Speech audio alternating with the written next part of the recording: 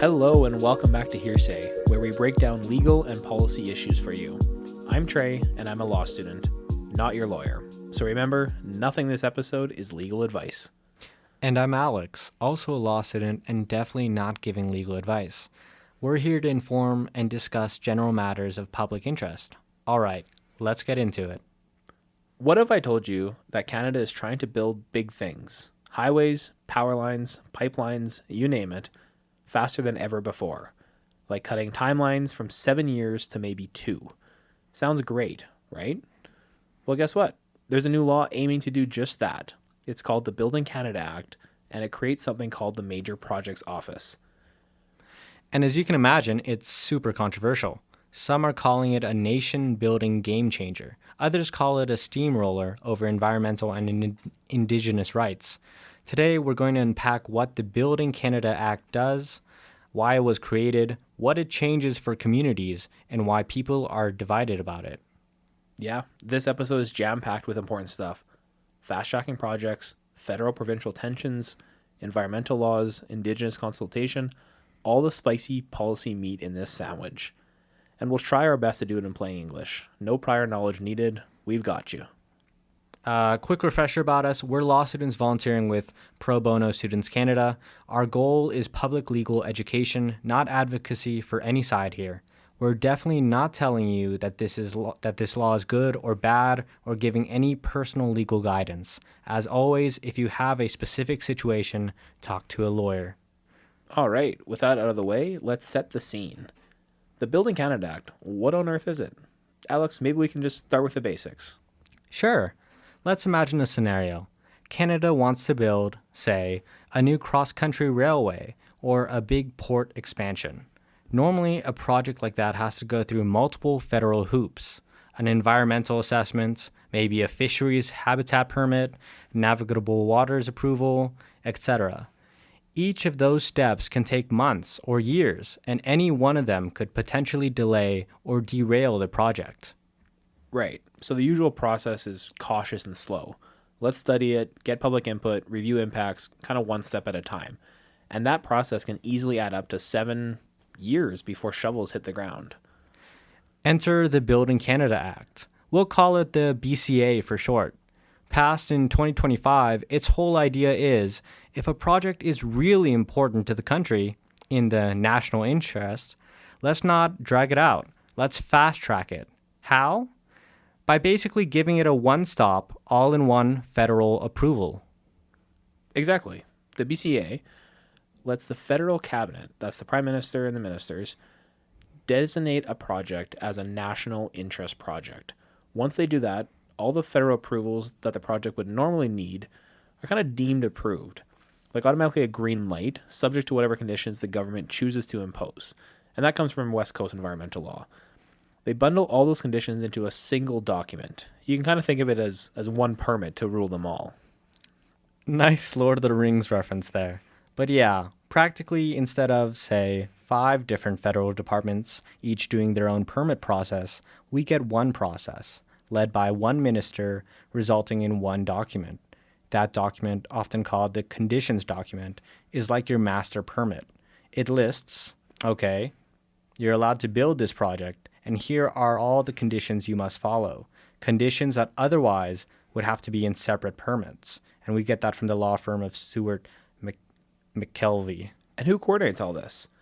A brand new entity, the Major Projects Office, or MPO. This is a federal office, a part of the Privy Council office in Ottawa, but the Major Projects Office is actually headquartered here in Calgary. The Major Projects Office job is to take these big projects and shepherd them through the streamline process, coordinating through government departments at the federal level, working with the provinces, consulting Indigenous groups, even help structure financing in some cases. And that comes right from the Government of Canada and also Stewart McKelvey.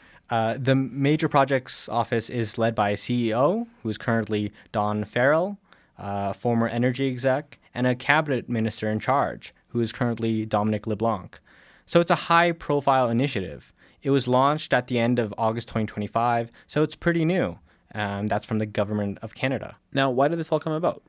Think back a little bit, if you will, to the mid 2010s or early 2020s, or even to now. Canada has developed a reputation for being slow or even impossible to get big projects done.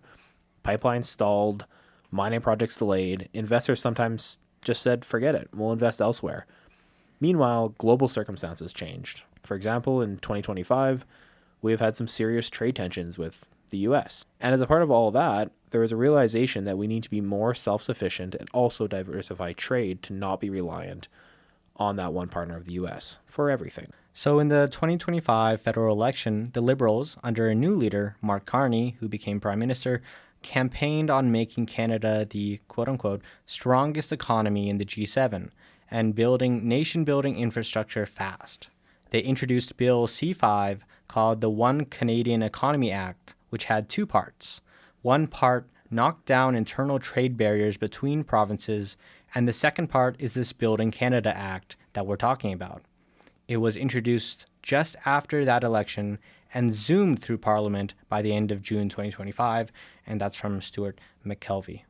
Indeed, they moved, for all intents and purposes, at light speed to pass a law about moving at light speed. It's kind of funny to think about. It got royal assent really quickly on June 26, 2025, and by late August, they had set up the Major Projects Office. By early September, the Prime Minister was already announcing the first projects to be referred to this office to possibly use the fast track. So there has been this sense of urgency of saying, let's show we mean business. And a lot of the information comes from Stuart McKelvey again. Let's clarify how the fast track actually operates legally. Under the Act, the federal cabinet can, by order, add a project to Schedule 1 of the Act. Schedule 1 is basically the list of national interest projects. If you're on that list, all the usual federal permits you'd need are essentially considered pre-approved, or, as the Act says, all the necessary findings are, quote, deemed to have been made, end quote, in favor of the project. And that's from West Coast Environmental Law. Now, I think it's important here to understand that they don't just rubber stamp without any review. Before issuing that final, single one conditions document that we talked about, the responsible minister has to do a few things. Check that the proponent has actually done the work they're supposed to do, like any studies or plans normally required. Consult each federal minister who would normally issue a permit to gather what conditions they'd want. Do a possible national security review, especially if there's foreign state ownership or investment, and consult Indigenous rights holders that would be affected. Only after all that can that minister issue the conditions document, and that document stands in place for all of the federal permits. And again, that comes from West Coast Environmental Law and Stuart McKelvey. Important. The BCA doesn't cancel provincial approvals, so if a project also needs provincial permits, and most do, those still have to be obtained, unless the province independently streamlines something. So this is a primarily federal process reform. Right, correct. But the feds are also encouraging provinces to join in on the streamlining.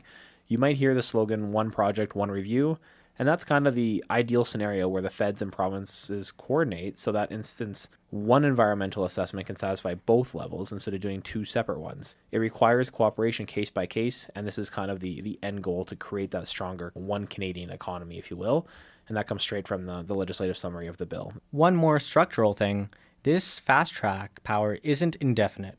There's a sunset clause. After 5 years from when the act came into force, so roughly mid-2030, the cabinet can't designate new projects anymore. It's like a 5-year trial period for this approach. There's also a requirement that a parliamentary committee keep an eye on how it's being used and report every 6 months. So Parliament's built in some oversight, acknowledging that this is a big deal and they should monitor it. And we get that from the Department of Justice Building Canada Act. Great point, Alex. To sum up the basics before we dive deeper, the Act itself is about speeding up the federal okay for major projects by collapsing multiple approvals into one through the Central Major Projects Office. It's an attempt to get critical infrastructure built faster to strengthen the economy and resilience. Sounds simple when you put it that way.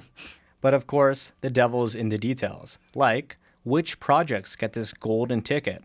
And what are the implications of doing things faster? That golden ticket makes me think about Willy Wonka. I mean, it's an excellent question, right? Like, how do we decide what's a national interest project? The act itself doesn't define national interest in a single tidy definition, but it does list some factors that Cabinet may consider. Emphasis on may. They're not forced to consider all of them, which was a critique that we'll mention later. Those factors include, can the project strengthen Canada's autonomy, resilience, or security? So think of things like energy independence or supply chain resilience. Does it provide economic or other benefits to Canada? And that's broad. That could be jobs, GDP, regional development, etc. Is there a high likelihood of successful execution? I mean, we don't want to fast track a pipe dream that won't actually get built. And then it also looks at, does it advance the interests of Indigenous peoples? Like projects with strong Indigenous partnerships or equity investment or benefits. And then lastly, and some would argue most importantly, does it actually contribute to clean growth or help meet climate change objectives? So those are kind of the guideposts, if you will. A project doesn't have to hit all 5, but there's certainly things that Cabinet weighs. In plainer terms, we're talking about nation-building projects, big infrastructure that has national significance. The government gave examples in their communications. Trade corridors like highways, railways, ports, airports, energy projects like pipelines, power grids, clean energy projects, maybe even nuclear plants, and critical mineral developments for things like EV batteries. And that's from the Library of Parliament and the Prime Minister's office. I mean, yeah, it's all that stuff in theory that benefits more than just one province, right? It benefits the country as a whole or our strategic position in the world. And to be clear, it's not limited to public projects. Private company projects can be in the national interest too. In fact, all of the examples so far that we've seen are mostly private sector led, often with some government partnership or funding. So let's list off what the government actually selected first, because that gives a real flavor. In September 2025, Prime Minister Carney announced the first 5 projects being sent to the MPO for fast tracking. So first we have the LNG Canada Phase 2, which is a liquefied natural gas export facility in Kitimat, BC. We have the nuclear project in Ontario, which would be Canada's first small modular reactor. We also have a container terminal in Montreal, Quebec, which would help boost the port's capacity. Fourth, we have the Micovana Bay project in Saskatchewan, which is a copper zinc mine project. And the fifth one is the Red Chris mine expansion in northwest BC, which is a significant copper gold mine. Those 5 projects together were said to represent over $60 billion in investment and thousands of well-paying jobs, straight from the Prime Minister's office. So it's quite significant. And then in November 2025, just recently, they announced the second tranche of projects, with a marquee item being the Northwest Critical Minerals Corridor in British Columbia and the Yukon. It's basically a whole region rich in minerals where they want to coordinate building roads, transmission lines, and a conservation area in tandem, working with First Nations. They also referred a big North Coast transmission line to bring more electricity to that region and possibly power liquefied natural gas facilities with clean energy.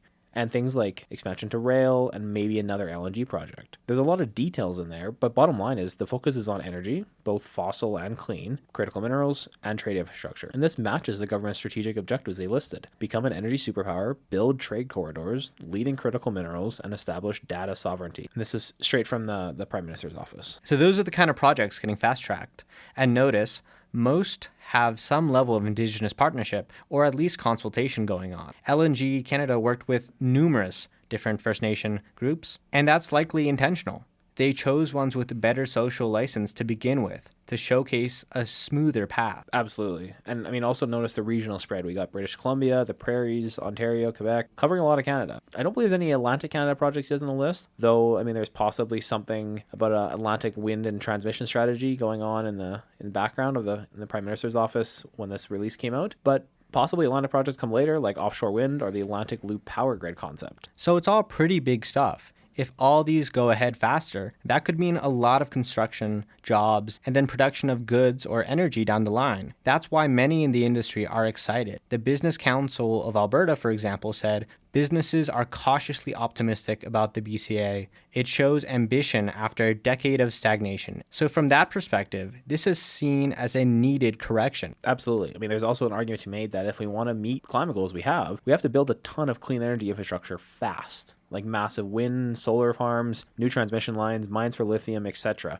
And the current pace of approval is too slow for 2030 or 2050 targets. So the fast track in theory, could help climate action by speeding up clean projects too, not just necessarily oil and gas. One of those 5 factors is explicitly climate objectives. We see that with the small modular reactor project and emphasis on grid projects. But ironically, a lot of environmental groups fear the opposite, that this will undermine climate action by making it easier to push through fossil fuel projects with less review. So, shall we pivot to those concerns and criticisms now? Because there are plenty. Absolutely, let's do it. It's time to address the elephant in the room. Does fast tracking come at the cost of cutting corners on environmental protection and Indigenous rights? The short answer from critics is yes, it does, and it does so big time. Let's break it down by category, starting with the environment. One major concern is that the Building Canada Act could essentially weaken environmental safeguards for any project it touches. The Act literally lists a bunch of environmental and regulatory laws in its Schedule 2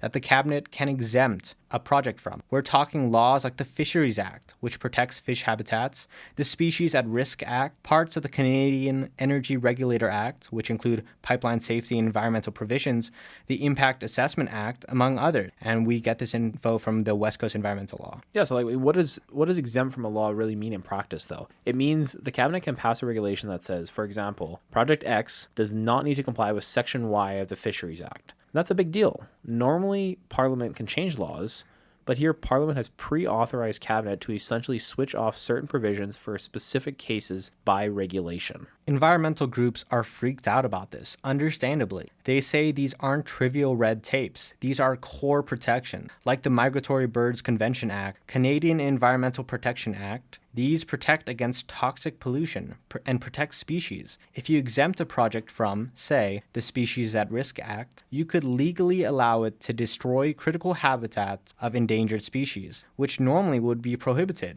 The government's counterargument is, we might have the power to exempt, but we won't do anything reckless. We still have to uphold rigorous standards. In fact, the Act's preamble explicitly says that the government is committed to upholding environmental protection, and they likely only included those laws in Schedule 2 that they thought could be safely managed via conditions rather than strict rules. However, the Act doesn't set any threshold or criteria for using exemptions. It's totally discretionary. And Section 6 of the Act basically says that all required environmental findings are deemed positive, regardless of reality. And we get that from West Coast Environmental Law. Now, maybe in practice, the government would be reluctant to be seen, steamrolling, say, a caribou habitat or something. But politically, they might include conditions to mitigate damage, even if they exempt the letter of the law. The Act does say the minister must attach conditions, and they can be anything the minister finds appropriate. They could theoretically impose equivalent or even stricter standards that the original law would have. But the key is they don't have to be as strict. It's up to them. So it's a trust issue. Do we trust that future cabinets will always impose adequate conditions? Oh, absolutely. Another point is impact assessments. The Impact Assessment Act is Canada's, gold standard federal environmental review process for major projects. Under the Building Canada Act, Cabinet could go from a project needing an impact assessment at all. Or if a project does go through an impact assessment, the Building Canada Act automatically shortcuts it. It cuts out the initial planning phase, which is a 6-month period for scope and Indigenous engagement, and it says that at the decision stage of the impact assessment, it'll be deemed approved by virtue of being in the national interest. And this comes from Stuart McKelvey. In other words, if a project is in Schedule 1, even if they do an impact assessment study, the final decision is kind of pre-baked. The Act says the required decision under the Impact Assessment Act are deemed to be in favor. So the impact assessment becomes less of a decision-making tool and more of just an information-gathering exercise. Right. One environmental lawyer from the West Coast Environmental Law Association described it like the focus goes from, quote, should this project go ahead, end quote, to, quote, it's going ahead. How do we manage the impacts, end quote. On its face, that sounds pragmatic, but it eliminates the possibility that a project might be rejected outright for environmental or social reasons. Under the Building Canada Act, if Cabinet says it's in the national interest, the answer is yes, and the assessment can't really conclude otherwise. Now, moving on to Indigenous rights, the Act requires consultation, but not consent. That's a big deal. Indigenous nations have constitutionally protected rights under Section 35 that require the Crown to consult and accommodate when decisions might affect them. Normally, major projects trigger extensive consultation duties, sometimes even co-developing solutions, or consent if the impacts are severe, especially in modern treaty contexts or UNDRIP lens. The Building Canada Act basically says, we'll consult you, But at the end of the day, cabinet decides if it's in the national interest anyway. And we get this from West Coast environmental law. There's no mechanism for an indigenous community to say no. Yeah, and I mean, we're seeing this come to a head already, right? Like 9 First Nations felt so strongly that this undermines their rights that they went to court on a constitutional challenge immediately. And that comes from a Reuters article. And they argue that pushing projects through without meaningful say violates the government's duty to reconcile with Indigenous peoples. One line from their court filing, as reported in this article, was that the law lets Canada unilaterally ram through projects, disregarding their rights. I mean, that's, like, Alex, that's stark language, right? But it shows the level of distrust these nations have with this act. The government met with some Indigenous groups after introducing the bill. Carney met with Inuit and Métis leaders mid-2025, and they set up the Major Projects Office Indigenous Advisory Council, according to Norton Rose Fulbright. They also highlight things like the Indigenous Loan Guarantee Program, which helps Indigenous communities take equity in projects, which could be a positive route to economic reconciliation. Their spin is, we want Indigenous partners as co-builders of these nation-building projects. But the counter from some Indigenous leaders is, economic opportunities are great, but they can't come at the expense of our ability to say no or fully assess impacts on our rights. And also, many of these communities have their own environmental stewardship responsibilities that they take seriously. So there's this fear of focusing solely on, how to build and how that bypasses the fundamental question of should we build? Legally, the government will argue that they can fulfill the duty to consult within this process, that the consultations before listing and before issuing conditions can be robust enough. But that'll likely be tested in court. Are those consultation steps adequate? The fact the Act mandates consultation and even a public report on it is a good thing. But if an Indigenous group says, we don't consent and our treaty rights will be breached, and the project is still listed, will a court intervene? That remains to be seen. Yeah, I mean, it's a fascinating discussion about this interplay between, critical infrastructure in our country and major projects, and the dichotomy between that and Indigenous rights. It's a classic streamlining versus safeguards debate. We often see this tension in regulatory reform, speed versus thoroughness. Exactly. So how might this all play out over the next couple of years? Well, let's shift to looking ahead. What should listeners watch for as this new process unfolds? Great idea, Trey. We're now in early 2026. The Act has been law for about 6 months. The Major Projects Office is working on those initial projects. What happens next? I mean, one thing I'm watching, and I think that a lot of people that are watching this Act are watching, is that when that first project officially gets added to Schedule 1, meaning Cabinet has done that 30-day Gazette notice, consulted relevant folks, and issued the order. As of today, no project is listed in Schedule 1 yet. It's still empty. That comes from Energy Regulation Quarterly. Those projects are still in the pipeline, pun intended, absolutely. And possibly later in 2026, some of those first 5 projects or some of those other projects might be formally listed after they've been referred here to the Major Projects Office. Keep an eye on how the Indigenous groups engage with the Major Projects Office process outside the courtroom too. Some might choose to participate in the consultations and negotiate conditions. If, for example, an Indigenous community that was initially skeptical ends up satisfied with the conditions or gets an equity stake and supports the project, that's a success story for the government. If they outright refuse and the government plows ahead anyway, that could really escalate tensions. 100%. Also, let's watch provincial cooperation and resistance. So far, provinces, including Ontario, Alberta, Saskatchewan, seem, relatively cautiously on board with the concept of the Building Canada Act. But what if, say, a project in British Columbia, like the mines, runs into provincial environmental rules? I mean, yeah, and let's read this a little bit further. I mean, another area is public opinion and politics.